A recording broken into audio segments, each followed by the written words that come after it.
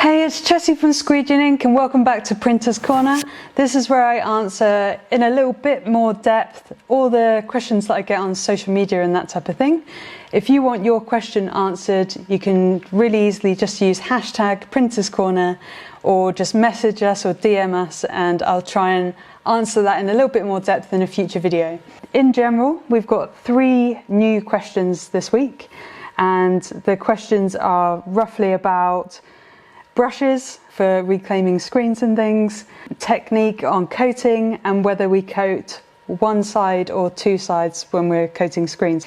So I've done some timestamps on the bottom of the video, so if you need your question answered really quickly and you don't want to watch the whole video, just skip ahead to the section that's more relevant to you.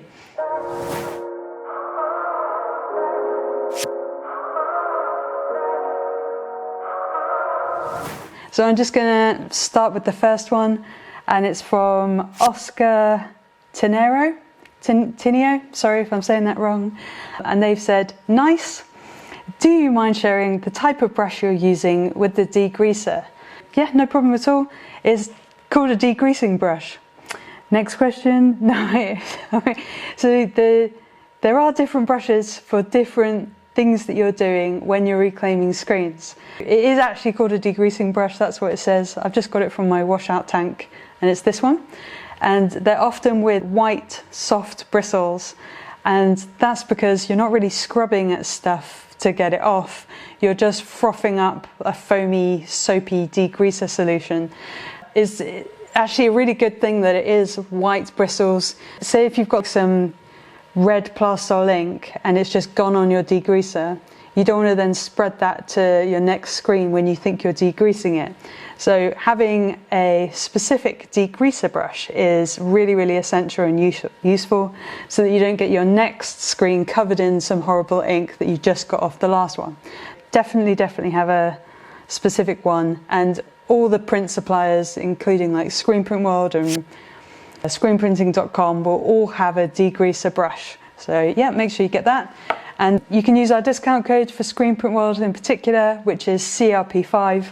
And we'll put in the description any other links to any of the products that I've showed you that I've got lying around in the studio. I want to quickly tell you the other things that I use in my washout booth for that. When I'm decoating, so when I'm taking emulsion off my screens, I use this one.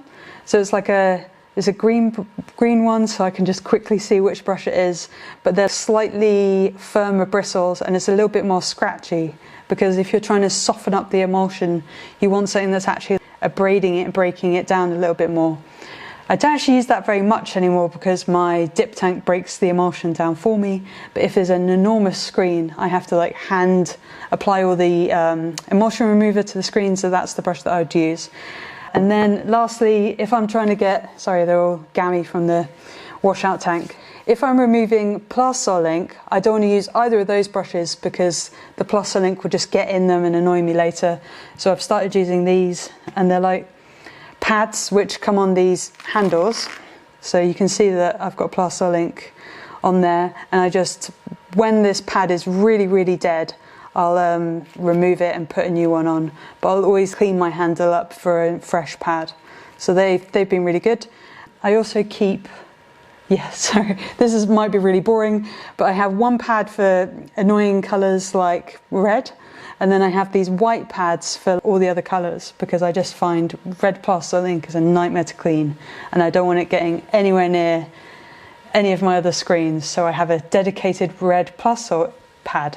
If you have one of those as well, let me know in the comments, or if I'm just a little bit overkill with my brushes and pads and things, then let me know as well, because it's good to know when you're a bit over the top with stuff. So our next question is a really big topic, and this is going to have loads of different opinions about it. It's from J. Paul Atelier, and they said, would you recommend coating both sides with most emulsions, or only certain types? Just got a key at a printing place and learning the fine details. Having some problems with the emulsion washing off when I clean after the burn. So I'm going to break that down into 2 questions, which is like, do you recommend coating both sides of the emulsion, I think he means coating the screen once, at least once each side, and that's 100% yes. I don't think you're going to find a professional screen printer who has really good screens who's only coating one side. When you coat a screen, you actually start with coating it with the flat substrate side. So the substrate side, I mean the bit that's going to be touching your t-shirt in the end, the completely flat side. So you coat that first, then you turn it round to the side that you're going to be actually pushing the squeegee on. And the reason for that is that when you've coated it, you're actually coating that side and you're pushing the emulsion to the flat side of the screen. Because then when you dry the screen, you dry it with the flat side down, so the squeegee side is up. And when it's like that, then gravity is also going to help your emulsion fall to the underside of the screen. And the reason for that, there's quite a few reasons. First one, you're not gradually breaking down the emulsion on the inside of your screen, but most importantly, you're allowing this thickness of emulsion to hold the ink when you're actually printing, and then the squeegee just deposits that ink onto the t-shirt. So it's like the smallest layer to hold all the detail, but then enough to hold ink and deposit it nice and cleanly. You can't achieve that with one coat of emulsion, and that's because if you coat with just one coat, the emulsion's actually going to go in and out of the mesh layer, so you're going to get some areas that are almost passable, and then you're going to get like a bit that hasn't worked at all because the emulsion has kind of gone in and out of the mesh. What you need is that really nice thick, and they call it an encapsulation of mesh. So it's basically where the emulsion has gone around the whole mesh fibre, but mainly staying on the bottom. Sorry if that's too much detail, but never just coat with one. And then the reason that some people say like, oh, I coat 2 in 1, or you shouldn't be coating 1 in 1, you have to coat 3 in 1 or 4 in 1, and everyone's got all these different combinations and things that they think of, is because we're all using different emulsions. Some emulsions are really high solids and they're very thick, so you only ever really need to coat one each side for that, and it's going to deposit a really thick emulsion layer on your screen. So that guy's going to say, oh, do 1 in 1. And then someone like who's doing high density printing is going to be coating like 20 times to create a really thick emulsion. And then someone like me might coat 1 in 1 on certain screens. So we're all going to do it differently. A really quick little tip that I've heard loads from emulsion experts is, you know that you've done it right when you can just about feel the edges of the image on your print side of your emulsion. There are other parts to his question. So he actually said, I just got a key at a printing place and learning the finer details. And then he said, having some problems with the emulsion washing off when I clean after the burn. So what I think he means is he's just exposed the screen on the exposure unit, and then the emulsion is washing off. So that's probably because there isn't enough emulsion on there in the first place. And then any emulsion washing off prematurely or breaking down prematurely or anything like that, that's often because it's not a thick enough layer, and then you just haven't cured it. So curing is basically where there's chemical reactions going on, there's bonds, and you're basically making it into a solid. So he hasn't exposed it to enough light to cause the chemical reaction to cure the emulsion hard and become water resistant. If it's not water resistant at that point and it's washing off, it just hasn't had the chemical reaction happen yet. So yeah, if you are new, you're going to find lots of exposure issues. So we even have like a exposure calculator on our website, which might get you there a little bit quicker.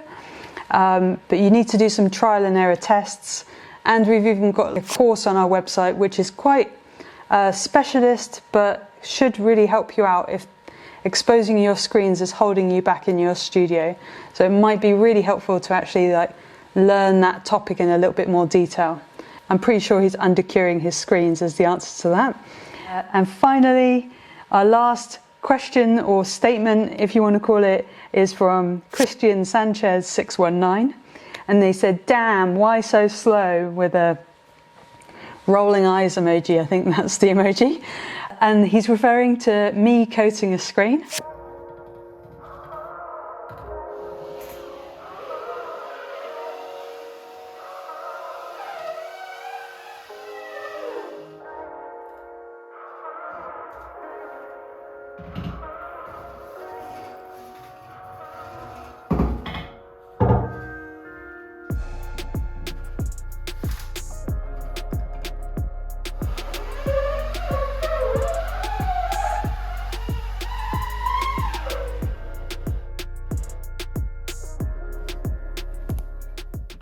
Actually, I'm trying not to whip up air bubbles in my emulsion and allow those air bubbles to pop when I'm actually coating my screen. That just happens when you're depositing your emulsion into your coating trough ready to coat your screens, and you're always going to get a couple of little air bubbles. You can wait for them to settle out, but then also it's not good practice to just really quickly whip up and coat your screens, because there's a couple of things that you might not have let the emulsion reach the whole length of the mesh. And again, with the air bubbles, if you do get those, then they might become pinholes in your printing when you actually come to print. So I don't mind going slow. I'm gonna keep going slow with my coating. And if you see those automatic scoop coaters that they have in the huge studios, they're pretty slow as well. So I don't mind being a slow coach when I'm coating my screens.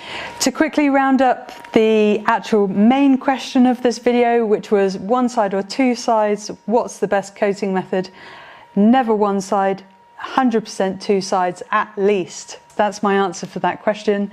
I hope I've gone into enough detail, but if there is anything else you need to know about these topics, please leave them in the comments. And even if you disagree with me, just let's have a healthy discussion about it in the comments. You can even give me some tips and tricks, because we all need to keep learning. I hope you've enjoyed this episode. Please subscribe and like the video because it really helps. And I'll see you in the next one.